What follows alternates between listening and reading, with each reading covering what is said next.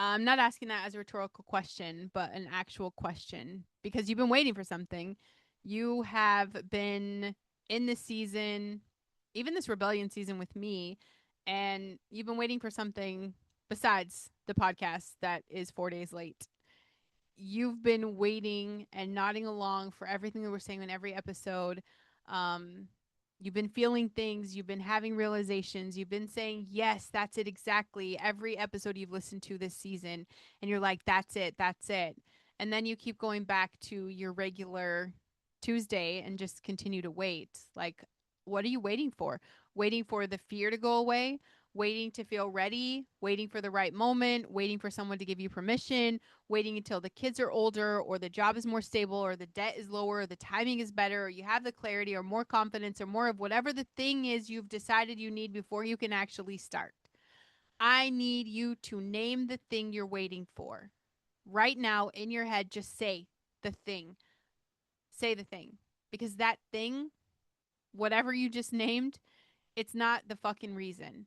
It's an excuse. And I say that with every ounce of love that I have for you because I've been watching you carry this for this entire season. And like, I'm done. I'm done watching you wait. It is exhausting for everybody around you. It is exhausting for the person that needs the special magic that you have.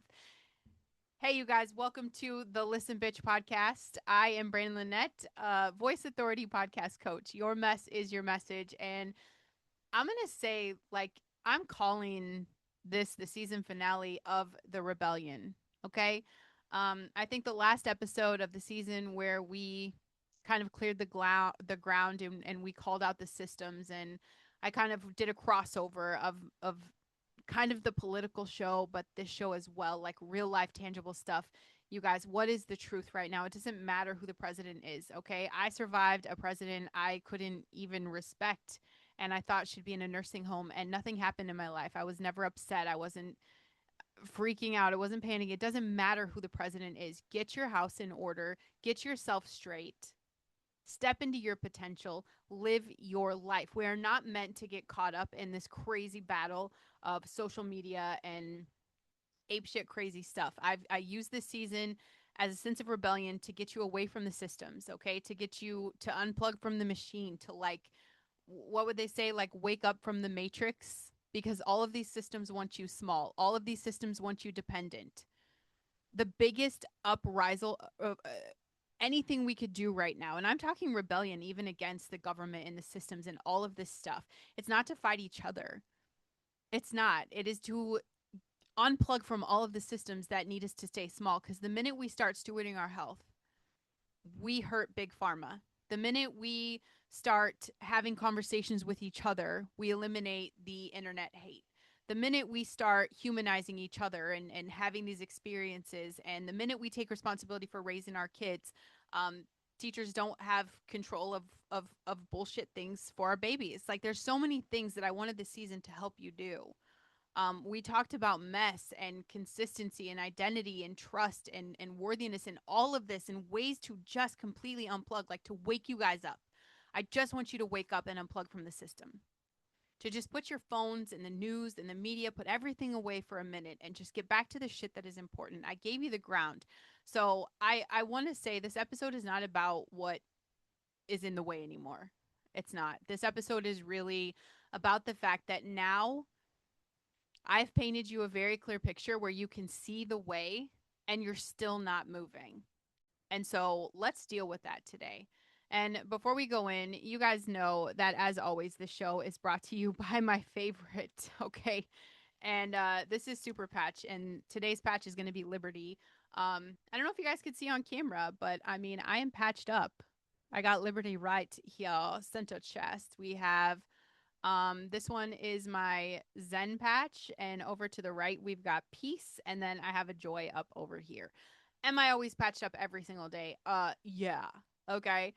My skin is getting better, and I really do think that's the Lumi patch. And I don't think I've talked about it on the show, so that's another conversation another day. But Liberty is my flagship. Liberty is the patch I think everybody needs to be wearing. Um, and it's perfect to talk about for this episode because this is the episode where you're going to step into the version of yourself that has been waiting. Liberty, what Liberty does, it's going to support strength and energy and balance and recovery. Your body is going to be operating at full capacity for the steps you're about to take, okay? Yes, of course, this is drug free. This is made in the United States of America, and this is a big F you to Big Pharma, okay? This is vibrotactile technology that works directly through your nervous system, all right? It's the easiest way to explain it is that it's braille for your brain. Okay. And I've been the brain nerd. I've done all that. So if you have brain nerd questions, you can ask me. Am I a doctor? Thank God, no. Okay. Thank God, no. But I am a real lived experience researcher, self taught. Yes. I'm telling you, this is legit. And it's an FU to Big Pharma. So anyway, another conversation, Liberty. It's in my show notes, you guys. So we have talked about your mess being your message. You know, the chapter that you skip every time someone's asking you how you got here. It's the message. Your message is that part of your story you've been treating as the liability when I'm telling you it is the credential. And I told you the most specific mess produces the deepest connections. That the person who needs you right now isn't waiting for the after. They're in the middle right now, the same middle that you were in. I've talked about that consistency, right? I was asked on this I did an interview today. I was actually a guest and it was so scary. But he's like, "How do you stay motivated to do everything?" Listen, bitch, nobody wakes up excited and motivated about shit every single day. Okay? Like nobody's just like motivated to tackle a vision board, you know? This consistency is a choice and it's a daily action and it's very unsexy and it's very mundane and that's all it is and it's the very thing that it takes to build the life is just this radical get a little boring consistency. I've taught you guys about different parts of the brain and the pathways that we work through. We've talked about trust, we've talked about worthiness, identity, um, your body being a temple, privacy is rebellion. We've talked about all of this, about being useful to everyone except yourself. And that's kind of what launched this rebellion is I just feel like had we kept on this path, we're all useful idiots. We're useful idiots to the system. Like we're doing exactly what they want. You know, we're fat, happy, and we're doom scrolling 99% of the time. And we're binging Netflix and we're not doing anything to be creative and to step into our potential and to really tap into that human connection and the whole point and purpose of us being in this human experience. There is a purpose all of this that we've been through and you've been with me and I love you for that and thank you for the patience while I'm in the arena. I'm not going to sugarcoat that I have shit figured out right now because I literally just drowned and I'm pouring buckets of water out of my little boat today to get this episode up, right? 4 days I'm late on the show again. My schedule is completely unsustainable. I'm in it. I'm in the shit. I'm not going to tell you it's all great. You're like, how do you have 3 shows, homeschool your kids, do all the things? Well, bitch, I'm not doing all the things right now. I'm freaking the fuck out. But there's a difference between you and me because guess what? I'm still moving the needle. Not 100%, but I am still stewarding the mission. I'm still having these incredible interviews. The minute I could sit down to record this show for you, the minute I was readily, absolutely 100% available, guess where the fuck I am? I'm here, baby. I'm here. We've been in this all season. So I'm asking you, from everything we've talked about, what has changed in your life? Here's what I think happened for most of you. You've listened. I know that you have felt me through some of these episodes. You've had the moment of recognition that this is exactly it. This is the thing. Brandon is talking directly to me. Your nervous system responded. Something shifted internally. And then my show ends. And then it's Tuesday. And the thing is still waiting. And you're still waiting. And the gap between the internal shift and the external action, it just hasn't closed. Because internal shifts do not automatically produce external action. And this is one of the most important things. I don't know a lot of shit, okay? I don't. But one of the most important things that I do know about how the brain works, and it is the thing the personal development industry does not want to say out loud because the industry profits from the internal shift without external action. When you have an insight, a download, like a real one, the kind that lands in the chest, like you feel it, it's tangible, the brain experiences a dopamine release and it feels like progress. It feels like something happened, and neurologically, like something did happen, a new connection formed, a new way of seeing the thing that's arrived. And that is a very real experience. But the brain cannot distinguish between the dopamine of insight and the dopamine of actual action. Both feel like progress, which means the insight itself satisfies enough of the reward loop that the urgency to act decreases. You feel like you did something because the feeling of the insight was real, but you did not do the thing. And it's like this when I would tell my clients, when you have a big idea, keep it to yourself. When you come up with a plan, when you have this incredible download, keep it to yourself and put it into action first. Because the minute you tell people what you're going to do and you're very excited about it, it doesn't happen. And I've seen that pattern because my whole podcasting experience the past 4 years, people are always like, oh my gosh, I'm going to start the show, this is what I'm going to do, XYZ, blah blah blah, and they just go crazy, right? It's like meeting people at a grocery store. They see my tattoos and suddenly they're like, oh my god, here's all the tattoos I'm getting, here's what I have, these are my plans. Same thing with podcasting. People are like, oh my god, I want to do it. And the minute they tell me this, they get that dopamine hit and then they never fucking create a show. Because I come back and they ask me the same thing a year later. Hey, can you help me? What do I need to start a show again? That's why, I literally started getting pissed off. I have a free video that'll tell you how to start your show. And if you ask me in person to help you start a show and then you don't start a show within 30 days, I'm going to Venmo request money from you for taking time away from my life. You guys, the insight, that download, the idea, it's not the thing. It's not the thing. The episode is not the thing. The nodding along with me and feeling seen and the, oh my God, she's talking directly to me. Babe, none of that is the thing for you. Recording the episode, that's the thing. Posting the content, that's the thing. Making the offer is the thing. Saying the true shit out loud is the thing. The external action in the physical world is the thing. And your brain has been giving you the dopamine of the insight and letting you skip the action for the entire season. Like if you've been to an event before, I went to a lot of network marketing events and everybody's hyped up. Everybody feels great because your brain is just dopamine, dopamine, dopamine, dopamine. Like you are pumped. You come home, you sleep for 3 days, and you feel like when you wake up, you're going to hit the ground running. Babe, you got the dopamine hits. Now you're just like, oh, it's no big deal because your brain already celebrated all this incredible stuff that's going to happen. So I'm calling this shit out because I don't want to end the season with another internal shift. I want to end it with a fucking decision, with you actually deciding you for you. And your nervous system, I'm going to tell you, it's been sending you the signal for longer than this season has existed, longer than this year probably.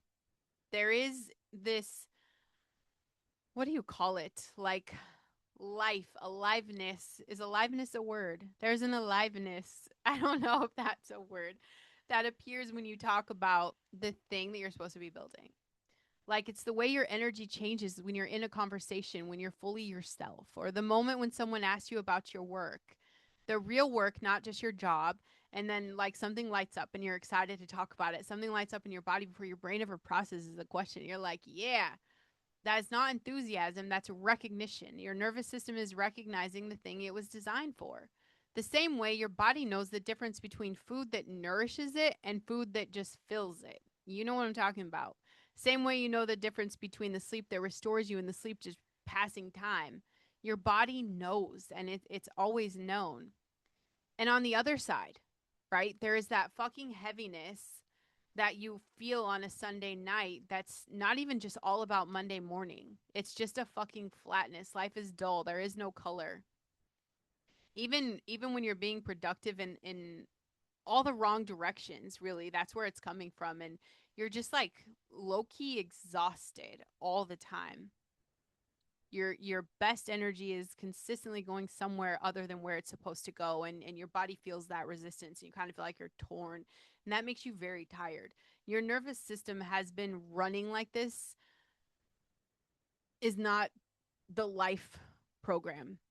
They've been running the it's this is not the life program for years, quietly. And it's draining your battery. And you've been interpreting it as stress or burnout or just the way life is when you're a responsible adult. It's not stress, it's misalignment. And misalignment ends when you make a decision, not when the circumstances improve, but when you literally just decide. And the thing that you're waiting for, if I were to put words to the most common answers to questions about what you're waiting for, I want you just to think, just to listen and figure out which one is yours. Okay. You're waiting to feel ready. Ready is not a feeling that arrives before the action. Ready is what you feel 6 months after you've started. You will never feel ready standing still. You will only feel ready in motion. Maybe you're waiting for permission. And I did a whole episode on that. Permission is not coming from the source you're waiting on it from. The only permission that exists is the one you give yourself, and you can give it right now. Right now. Or maybe you're waiting for the fear to go away. Oh my gosh, can I tell you about the fear? It doesn't go away before the action. Courage is action in the presence of fear. You do it afraid. All of it. You record it afraid. You post it afraid. The fear diminishes after enough reps, not before. Or maybe you're waiting for the right time. That excuse drives me bananas. The right time is not a calendar date. The right time is the moment you decide the cost of waiting is higher than the cost of starting, and that's where you're at. You're right there. You've been there for a while. The timing is not the fucking issue. Or maybe this was a good one for me personally. You're waiting for more clarity. You've had enough clarity. I know because you named the thing when I asked in the beginning of this episode. You know what it is. You named it in your head. Clarity is not the missing ingredient. It's commitment that's missing. Or you're waiting for the situation to be different, the kids to be older, the debt to be lower, the job to be more stable, the season to be less demanding. Here's what I know about the situation. It will always have something. There will always be a reason that now is just not quite right. The people who built things built them in the middle of imperfect circumstances because perfect circumstances do not exist. Whatever you just named, that is not the reason. That's the story you're telling yourself so that the staying is comfortable. And I need you to hear that I'm not saying it to shame you, okay?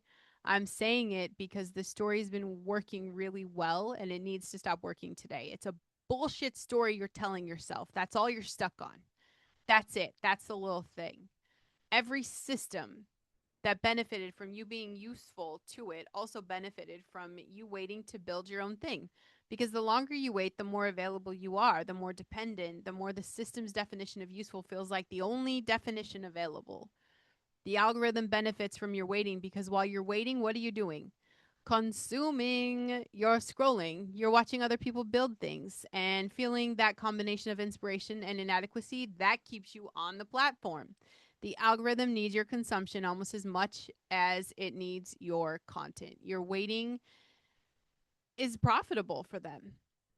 The credentialing industry, oh my gosh, they benefit from your waiting because you wait to buy courses. You buy frameworks. You buy one more thing that promises to close the gap between where you are and where you're ready to be before you can start. The waiting um, is their entire business model. That's what it is. The corporate structure benefits from your waiting because an employee who is fully invested in their own calling is an employee who is less invested in the company's mission. The CEO wants a new Rolls Royce, but you're worried about your own shit. That's frustrating for them. Waiting keeps you available, keeps you compliant. The waiting keeps you useful. None of them will tell you to stop waiting. That's your job. That's what today's for. That's what the show is for. I there's so many times I almost waited, really. Even there's a point in building the show after, the Woo Space chapter ended. You guys know that. After I dismantled the framework and was starting over, crumbled my whole business, burned it down literally overnight, where I had a decision to make. I could build carefully. I could take time to make sure everything was right. I could wait until the new thing was just real and ready and I knew, or I could just record the episode. You guys, I took you through my woo space bullshit. I took you through the after. It's all there. You can see. You could see I brought you through it. I didn't stop and wait till I recreated myself and redefined who I was going to be on the show. It was, I'm going to show you guys who I am, and you're going to see me changing in real time. Real time. I didn't wait for a perfect episode. I didn't wait for the episode that represented the fully developed version of what I wanted to represent and who I wanted to become. That's it. I put up the episode I had in the moment. Are those the best episodes I've ever made? No, but they're honest and it's all fucking real. You're not going to find the curated Instagram bullshit on my page. That was the beginning of the thing rather than the arrival of it. And people have found that show. Like even just recently, they've found that series. I talked about the Woo Space and I'm like, don't believe me, it's there. Don't believe me, just watch. So yeah, people check it out. And this is there was someone that reached out and explained that those episodes helped them feel like what they had been carrying is real and it's worth saying out loud in the moment, in the mess, like shit's coming down, they're in the shit and they knew that this was important for them. If I waited for what all the bullshit you're waiting for, if I waited for that, that person wouldn't have found it when they needed it because it wouldn't have existed. I'd have scratched over the mess. The waiting would have protected me and it would have cost them something. I wouldn't have known it cost them because the absence of impact does not announce itself. It doesn't. It's not like, oh, too bad you missed this person. Probably when I face God, I'm going to feel that. He'll let me know you had a chance here and you didn't take it. You had a chance here. You didn't take it. You had a chance here. This person needed you to show up. You were having a rough day. You didn't record. You should have brought everybody through it. That's how it works. That's how it works. You do not get to know what your waiting is costing in real time. You only get to know what the showing up produces. And the showing up requires the decision to stop fucking waiting. Stop waiting. Every single person I've talked to on my interview show, every one of them has a version of the same story. There was a point where they almost didn't start, or almost stopped, or almost let the waiting become permanent. Every single one of them. And the thing that separates the people who built something from the people who almost built something, it's not fucking talent. We're not more talented. We don't have better timing. We don't have better resources. We sure as fuck don't have better circumstances.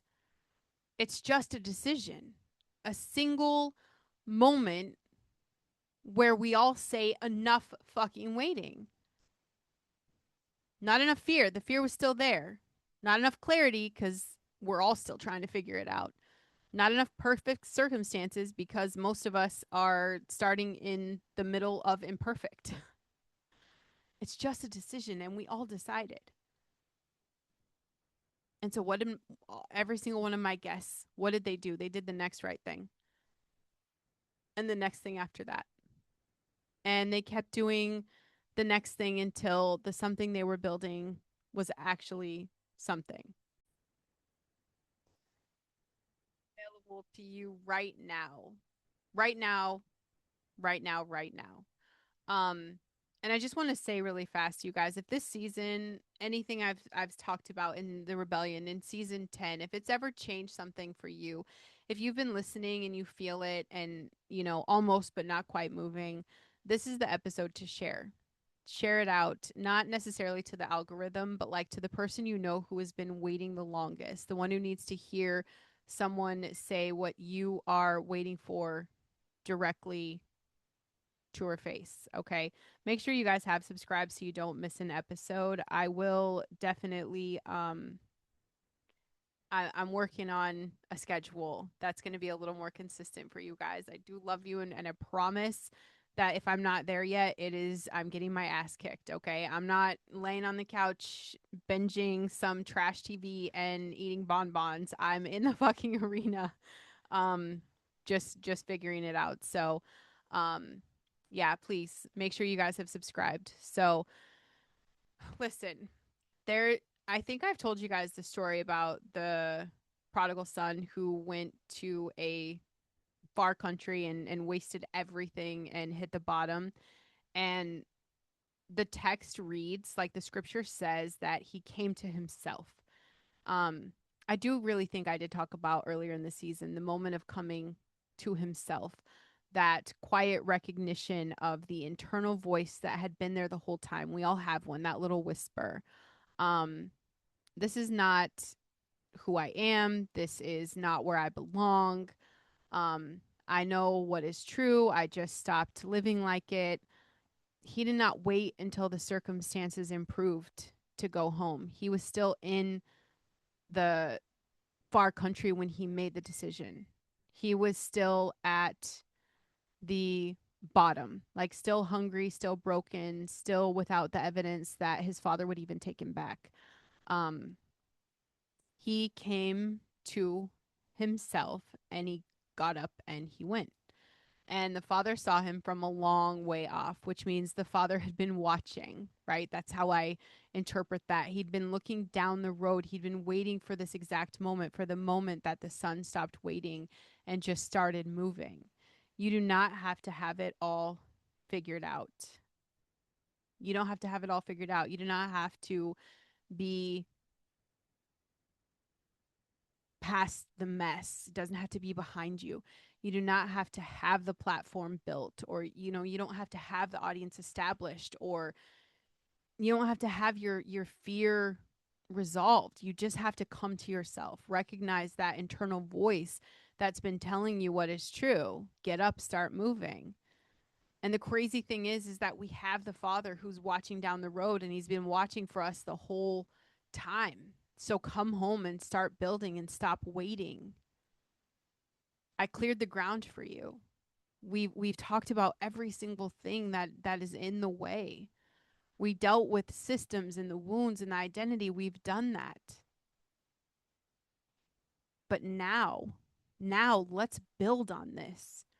Let's build on this. Let's build your message, your voice, your platform, your story as the framework, your mess as the credentials, the podcast as the vehicle, the people you were made to reach as the mission. I really want to work on building a season of construction, not processing. And I feel like we just did all the clearing. But I think it's time for us to build and get back to that. You've done the work. Let's work on the outer thing. Let's build the thing. And that starts like right now. Just name the thing. Name it out loud now. Just one thing, the specific thing you've been waiting to build. You want to write the book? You want to start the podcast? You want to put out an offer for your coaching? You want to build a platform? What's your thing? Just name it. And name what you've been waiting for. That very specific story you've been telling yourself. Just even if you write this down and you name the thing you want to do, the podcast. I'm writing it down. And if you look at the words, the podcast, and now you ask yourself, what is the story about why I'm not starting? Write that fucking down. Write down the bullshit story, because I'm telling you, it's bullshit. It's bullshit. That story is bullshit. Write it down. Ask yourself whether that story is a reason or it's a fucking excuse. And I don't need your answer, because I'm telling you right now, I want you to write below your story, this is an excuse. Because it is. I love you, but it's a fucking excuse. It's an excuse. Do the next right thing today. The next right thing. If you've been waiting to start the podcast, record for 5 minutes. If you've been waiting to make the offer, write the first sentence. If you've been waiting to speak your truth, go post one real sentence. The next right thing today. And I want it done before this episode is 24 hours old. And then come find me. I'm excited for the next version of where this podcast is going. I do feel like it is time to release the rebellion season. Does that mean I stop rebelling? Absolutely not. I still have faith in fire, God, and country. That is the rebellion podcast. That is it. I'm gonna keep that energy there. I'm gonna keep it there. So I'm ready to move forward. We're gonna move on to season 11. Okay, I'm gonna let go of the Brandon that wanted to shake the shit out of all of you just to get you to wake up and understand how all of these systems have profited off of you, and how you do exactly what they want you to do. You've done everything they wanted you to do, to be distracted, to be fat, to be happy, to be uncomfortable, to be miserable, to break up marriages, to all of these things. You've done it, and now we're gonna stop. And we're going to stop being consumers, and we're going to start creating. We're going to start using our mess as the catalyst to share our message and to help other people. We're going to start having conversations with people again. We're not going to fight with them in comments on the internet. Most of those people are robots anyway. We're not doing any more of that shit, okay? Like real life, we're going to start doing real shit. I'll help you build the thing. I literally help people start podcasts for free. I could do the same thing if you want to start a book. It's the same idea. I've had 5, so I may know what I'm talking about. Maybe. Um 700 plus episodes of the podcast. Trust me, I got you there too. Whatever it is you want to build, I can help you. I can help you. But this all comes down to this now, the decision and the question, like what are you waiting for? And I've watched you carry this for a really long time.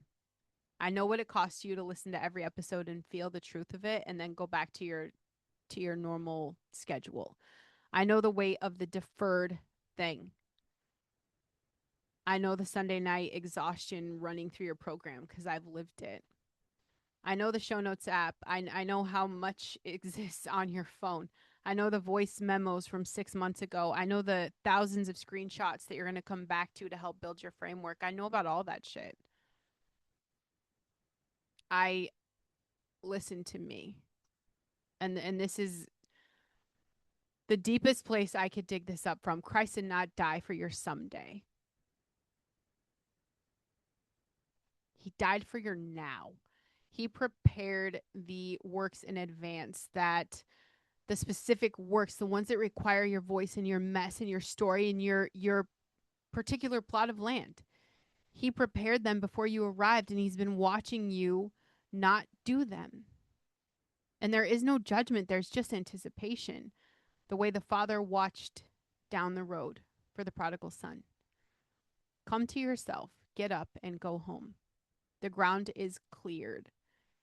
It is time for you to get into your building era. The person who needed what you are about to build has been waiting even longer. The wait should be over. Make your mess your message.